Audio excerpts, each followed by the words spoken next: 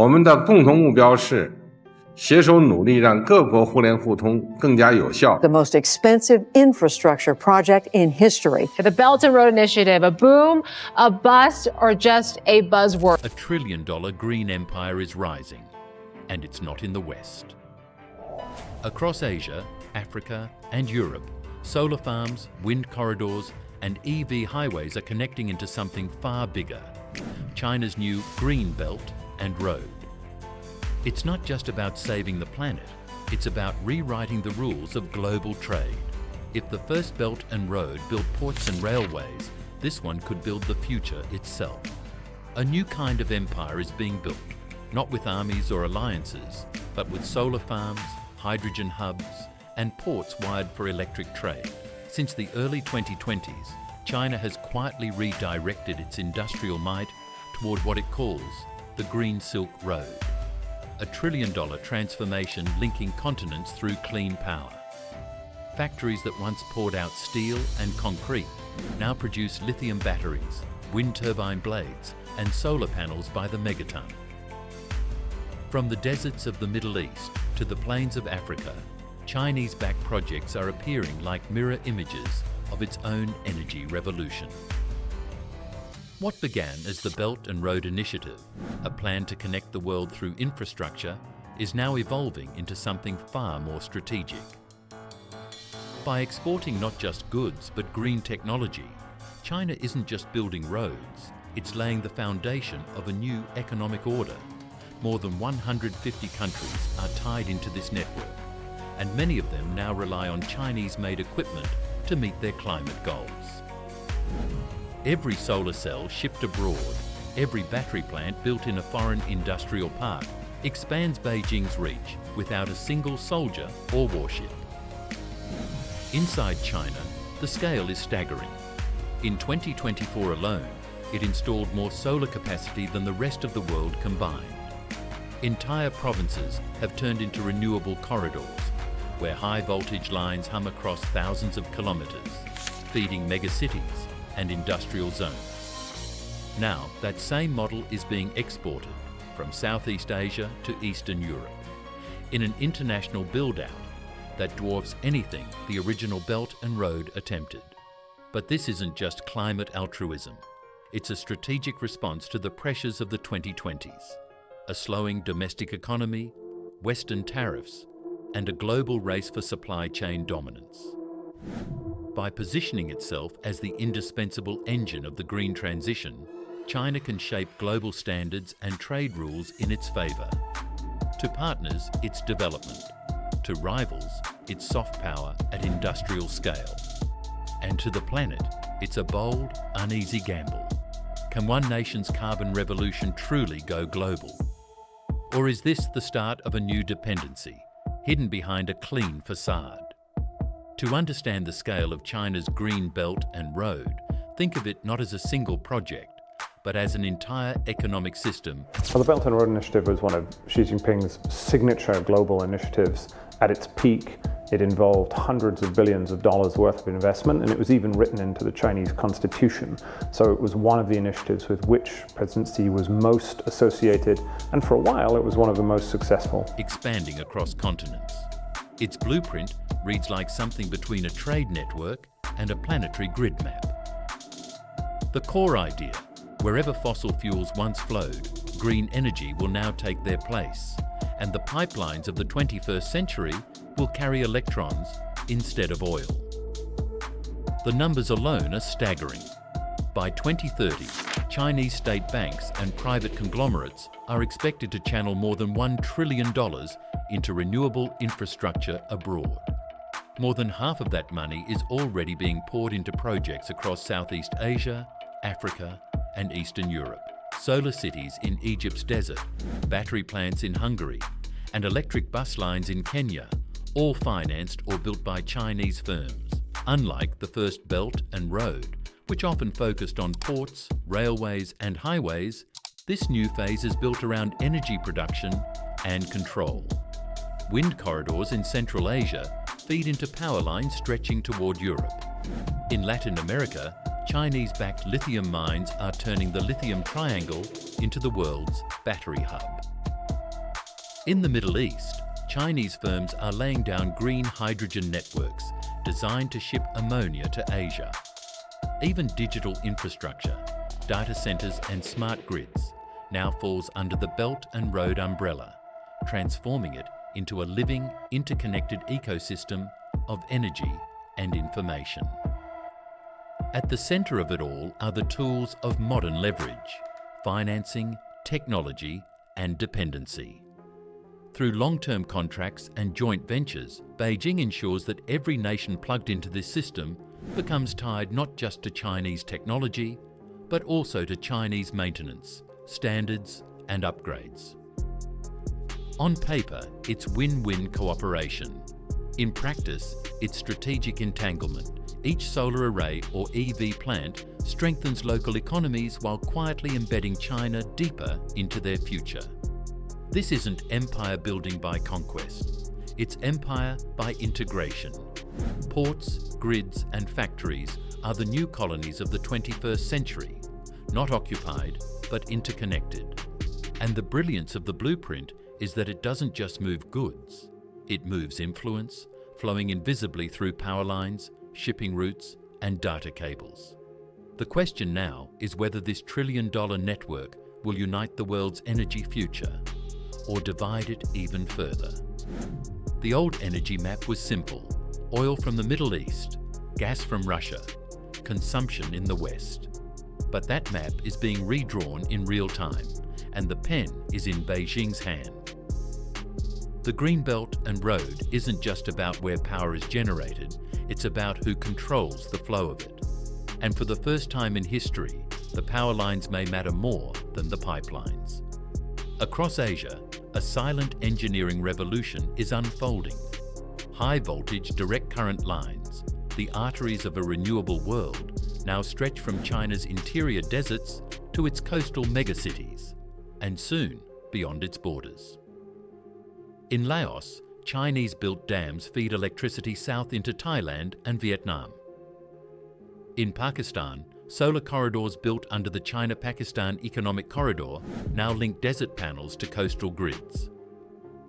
In Africa, transmission lines snake from Kenya's wind farms to ports financed by Chinese loans. One by one, these projects plug into a vast electrical web that could eventually span continents.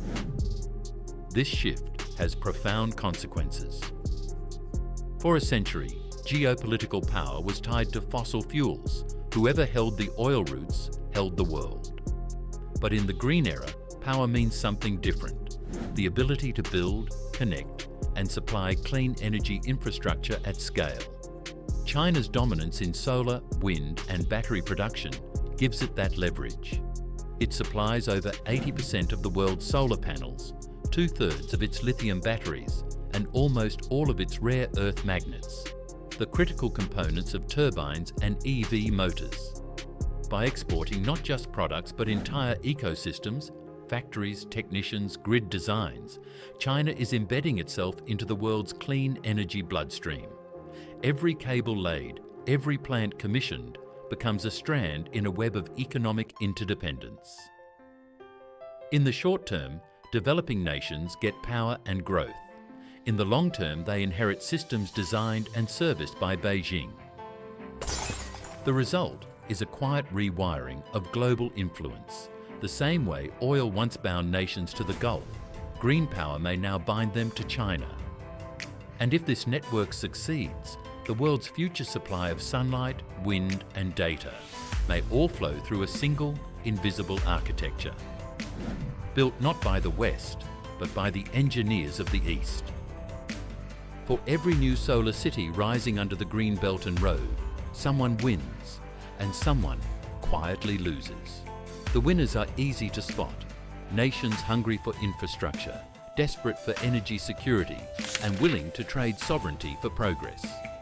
In Africa, countries like Egypt and Kenya are experiencing renewable booms financed by Chinese loans. In Southeast Asia, Vietnam and Indonesia have become new manufacturing hubs, their economies surging with Chinese-built battery and EV factories. These projects deliver jobs, power and prestige, visible proof that green growth can arrive overnight without waiting for Western aid or approval. But beneath the gleaming panels and wind farms, there's a more complicated balance sheet. Many of these same nations are locked into decades-long repayment deals and joint ventures that give Beijing partial ownership of their most critical assets. In fact, it has now been 13 years since President Xi proposed the Belt and Road Initiative. Initially, development was widespread globally. In recent years, focus has shifted more toward countries in the global south, neighboring nations, Central Asia, the South Caucasus, and countries in Asia, Africa, and Latin America. When Sri Lanka couldn't repay loans on its Hambantota port, part of the original Belt and Road, it handed over a 99-year lease. The new green version may be cleaner for the planet, but the contracts are just as binding. Some economists now call it carbon colonialism, not pollution exported abroad, but debt wrapped in solar cells. China's private companies, meanwhile, are among the biggest winners. Backed by state incentives, they've turned global decarbonisation into a profit machine.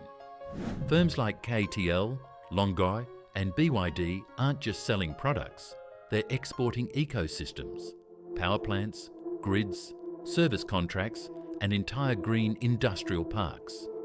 For Beijing, it's the perfect loop. Money flows out as investment, then flows back as dependency. The losers?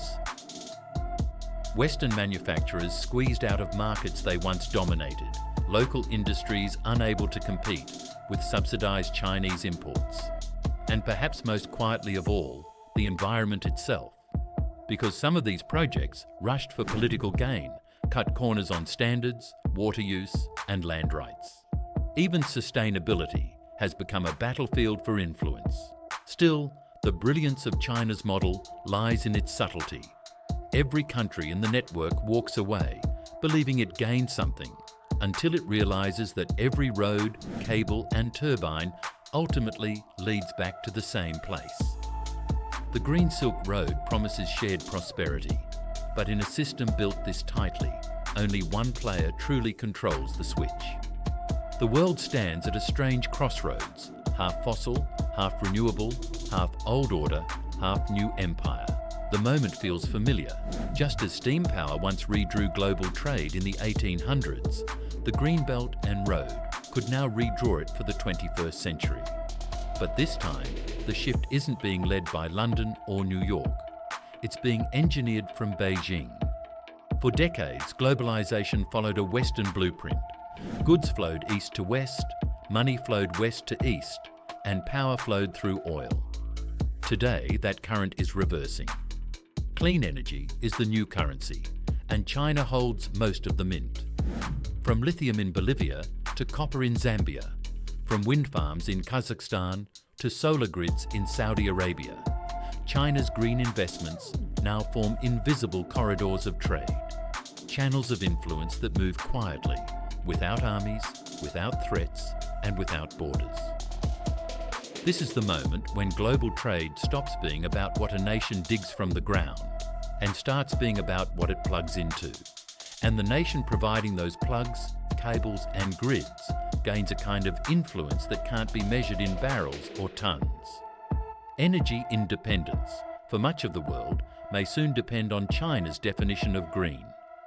But there's a deeper turning point underneath the economics. The world is realizing that the climate crisis is also a power crisis. Whoever builds the clean energy systems of the future will effectively govern the planet's energy flow, just as oil cartels once did. That's why the Green Belt and Road isn't just a project. It's a pivot, one that could decide which nations rise and which fade as the fossil age ends. The irony is that in trying to save the planet, we may be rebuilding the same structures of dependency, only cleaner, quieter, and far more efficient. The cables replacing pipelines, the solar farms replacing oil fields. They may still serve the same purpose, to keep the world connected, but never fully free. And somewhere in the balance between climate salvation and control lies the question history will ask next. When the world went green, who really owned the light? The world has seen superpowers rise from steel, oil, and silicon. But now, a new one is forming, built not on domination, but on distribution. A superpower that doesn't conquer territory, but connects it.